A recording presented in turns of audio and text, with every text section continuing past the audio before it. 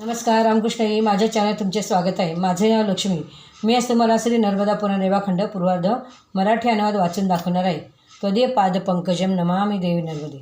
अध्याय 112 अग्निरसतीर्थ महात्म्यवर्णन। ओम नमो नर्मदाय। श्री मार्कंडेय वचन ततो गच्छतु राजेंद्र तीर्थ मणिरस्य सस्य तु उत्तरे नर्मदाकुले सर्व पाप विनाशनम।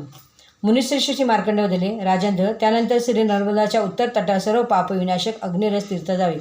पूर्वी वेद पारंगत ब्राह्मण अंगिरा होते। त्यांनी युगादी पुत्र पौत्रासाठी महातप केले। नित्य 3 वेळा स्नान करणारे सनातन देव श्री शंकराच्या मंत्रात जप करत कृच्छ चांद्रायण आदी व्रताने ते श्री शंकर महादेवाने पूजन करत होते। अशा प्रकारे 12 वर्ष पूर्ण झाल्यावर परमेश्वर त्यांच्यावर खुश झाले। त्यांनी त्या ब्राह्मणा अग्निरसाला पुत्रवरास अनुकूल केले। अग्निरसाने पुत्रवाणात श्रेष्ठ वेदविद्या व वृत्तांत पारंगत, सर्व शास्त्रात निपुण, सर्व देवांचे मंत्री, सर्व लोकात पूजित, ब्रह्मलक्ष्मीचे सदा निवासभूत अधिकारी श्री शंकराला पुत्राचा वर मागितला।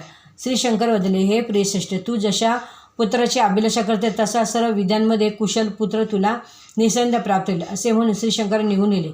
यावरने अंगेराच्या इच्छेनुरूप वेदांग पारंगत बृहस्पती पुत्र नावाचा पुत्र उत्पन्न झाला।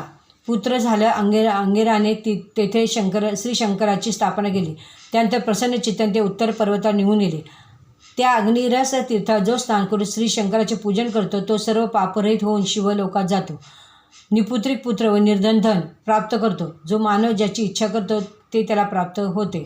हा स्कंद पुराणातील रेवाखंडाच्या पूर्व भागातील अग्निरस तीर्थ महात्म्यवर्णन नावाचा 112 अध्याय पूर्ण झाला। रामकृष्ण हरी। तुम्हाला व्हिडिओ आवडल्यास लाईक करा, शेअर करा। रामकृष्ण हरी। नर्मदे हर नर्मदे हर नर्मदे।